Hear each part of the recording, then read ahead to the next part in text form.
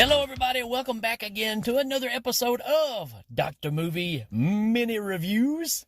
That's right, little short pieces that you can pick up from time to time and just listen real quick and move on to something else. The only podcast brought to you from the inside of my car, which is not running at the moment. I'm taking a break and thought I'd come out and throw this one together because of the movie that I watched in preparation for this episode. There is something about, from the years about 1986 to 89, that I think is just the sweet spot for horror movies. It's almost like everything possible was greenlit. It didn't matter how crazy, how absurd, or just how nuts it is. It was like everything was just said, yep, that sounds great, let's go with it. Some of the craziest, most outrageous horror movies that are now classics are really in this time period. And I think there's a lot of factors to it. The VHS boom, for one thing, because you start to have all the mom and pop shops opened up where people could go rent everything. It became kind of the standard. Then you had the release to video, so you didn't have to have super big budget. You could do these low budget things and able to get distribution and put out and have them setting right beside the big blockbusters of the time. So what an interesting time. Personally, I look back at those years as pretty much my favorite times, possibly of my lifetime, because it's that age where you're, obviously I was a teenager and everything was influential, right?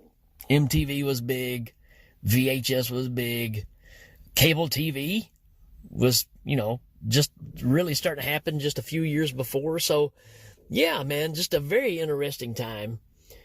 And speaking of interesting, how about this movie, huh? From the guy that brought you Pieces, that's right, which will probably be talked about on this show as well. But from the director that brought you Pieces, we get this movie. That's right. They crawl. They leave slime trails. They eat people. It's Slugs. And again, so ridiculous, but so much fun. Pretty gruesome. This is, I don't know. It's almost like they're trying to do the whole idea of nature runs amok ideas, right? So with all the 80s stuff, it was all about toxic waste, right? Companies dumping toxic waste into landfills and the repercussions of it. And that's exactly what this is. But this one really plays like a mid to late 70s apocalyptic movie of the same source. Kind of like The Bees or something like that. Except you don't have any George Kennedys or people like that in this movie. The acting is a little shaky on this one.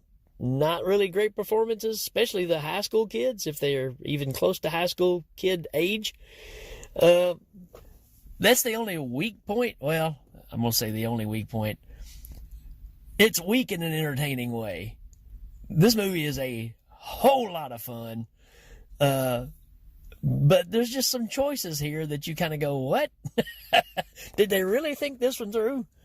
Especially like the soundtrack music, right? All the background music, it jumps all over the place. And there's scenes where it sounds like this music came from an episode of Kojak or something, some late night TV drama series that used, 70s orchestration with some guy laying down a funky bass riff. You know what I'm talking about, like SWAT. Or, any of those shows from back in the day. Not the new SWAT, the old original SWAT. The musical choices in this just crack me up. So that's something to really kind of check into when you're watching this movie. But let's get down to the nitty gritty. You got crazy music. You got some shaky acting from certain people. You got some dialogue. You're like, boy, they just really didn't try hard on this one. But it really doesn't matter, because at the end of the day, you're watching a movie where toxic waste has mutated slugs and they're taking over a town. I don't know what else to say. I mean, that's perfection. Again, somebody walked up and said, hey, I got an idea for this movie. toxic waste, mutated slugs, eating people. Sold. Let's do it. Right? Even as ridiculous as it sounds, I'm going to have to hand it to him, man. The effects in this are really good. There's some some gross, almost kind of falchy type effects in this, man. It's pretty dang nasty. Not too far away from, again, the counterpart of this with Pieces. Lots of gore. Very well done gore. Is this movie scary? No, not in the least bit. Is it gruesome? Absolutely. Popcorn fodder for sure. This is a great get everybody together, sit around, and let's check out this crazy movie. For that purpose, you can't go wrong. But you've got a health inspector who is finding out that something is going on in this town, and they start off with this guy that's in an old abandoned house, old drunk guy, who's basically just crashing there.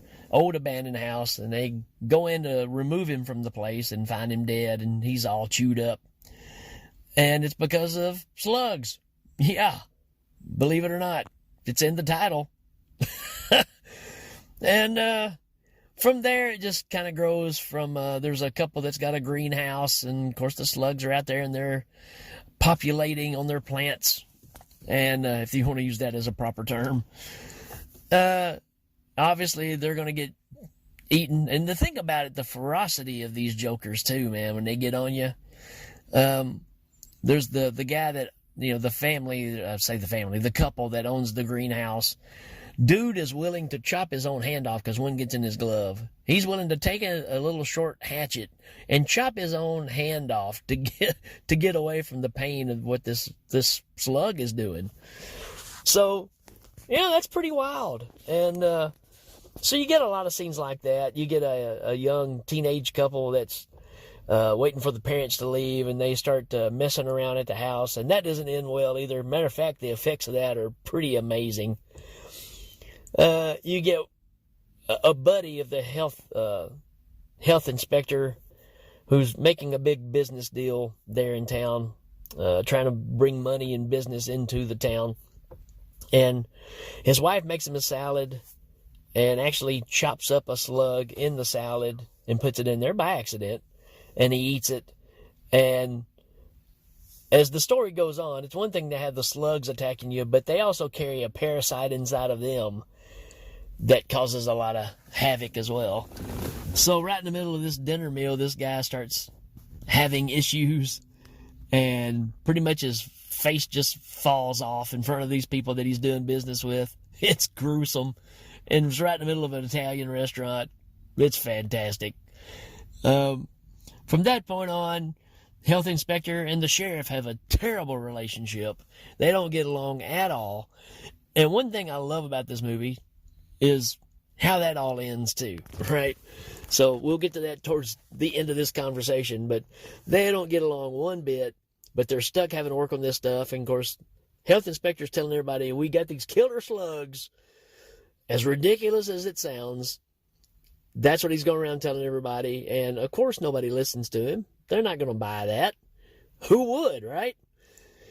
And you can see all of the tropes here, right? This is like the mayor in Jaws, right? We're not going to believe this. You're nuts. You've lost your mind. You don't know what you're talking about. You do your job, I'll do mine. All those conversations happen, right? And health inspector is trying his best to take care of the problem, and he finds another guy that works in the town that takes care of the facilities, I guess you'd say. Takes care of all the sewers and all that kind of stuff. And he goes down to do some inspecting himself and finds dead animals, and I'm going to say even some body parts that are down here in this sewer. So our dynamic duo at this point get together and try to figure out a solution. And through this whole process, our health inspector, which is named Mike Brady, by the way. So yeah, the dad from the Brady Bunch is fighting slugs.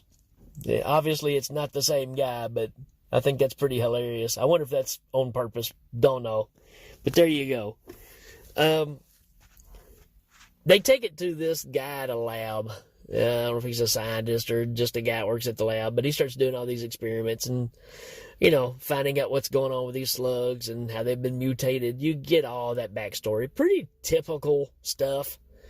But the thing is these slugs are attacking his test animals and eating those. And this lab guy is just totally fascinated by it. But he finds out that he can take a certain chemical and he makes a concoction out of it, and you pour it on it and it kills them. Which I find is hilarious, because they're going to spend all this time finding all these chemicals to mix this big batch, when realistically you could probably just walk out there with a salt shaker. Go get you some, one of those big containers of salt and just start sprinkling, man. How about put it in one of them seed spreaders, right? Where you can just crank it, you just walk and shoot the salt everywhere. Just saying. Maybe I was ahead of my time. Maybe they didn't think about that. Maybe these are mutated enough that the salt doesn't work. I don't know. But anyways, that's my idea. So instead of taking all these chemicals and having to make a big batch and who knows what it costs, you can just go to, Family Dollar or Dollar General and buy some salt. I digress. But anyways, when it comes down to it at the end, they're trying to gather all of them together, a la Night of the Creeps, get them all gathered into one location and try to kill them all at once.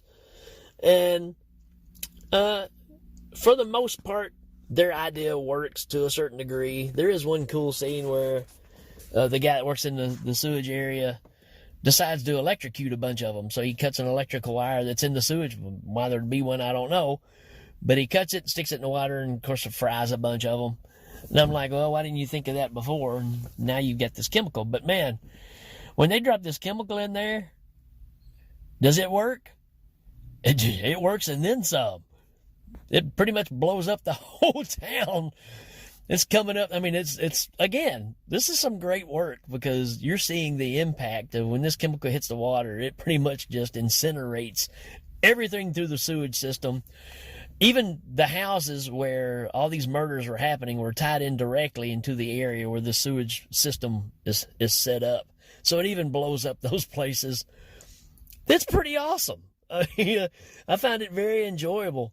And I'm going to kind of leave it there. I will say, though, the sheriff comes up afterwards. There's some other things that happen that I don't want to talk about, because, again, I want you to watch these movies. This is on Tubi. Again, all these are on Tubi. I'm just, finding them on here and saying, hey, why not? Let's do this again. These are great. And this one ends up, I love the fact of, at the end, you think there's going to be this big thing where the sheriff comes up and apologizes, and he kind of does. But Mike Brady ain't having it. And so their relationship is still as crappy as it was to begin with. And I love that aspect of it, right? Throwing that little bit of something different in there. Oh, by the way, I forgot to mention, this is all happening at Halloween. Why? Don't know. Doesn't matter. The fact that it's Halloween has nothing to do with this movie. But when most people talk about watching Halloween movies, they never bring this one up. But this one is 100% happening at Halloween. So there you go. Stick that in your cap. And there's only about 2 things that even let you know that it's Halloween, because the teenagers are all partying one night, right? They're all out parking, hanging out. And there's one jack-o'-lantern on top of a truck, and one guy's got a skeleton mask. That's pretty much the extent of it. And there's some crazy stuff with that group, too, because there actually is a scene where this guy and girl are making out, and this other guy's watching them, and then the girl says, nope, I'm not going to go any further, and she walks off, makes the boyfriend mad. This other guy puts on this skeleton mask and literally tries to rape her. Pretty nutso. I mean, just out of nowhere. But she gets away, and she falls down into the opening that goes down in the sewer, and there you go. You can imagine what happens there. Anyways, that's just another wild, quirky thing about this movie that's in there. I highly, highly recommend this if you like your horror movies with absurdity.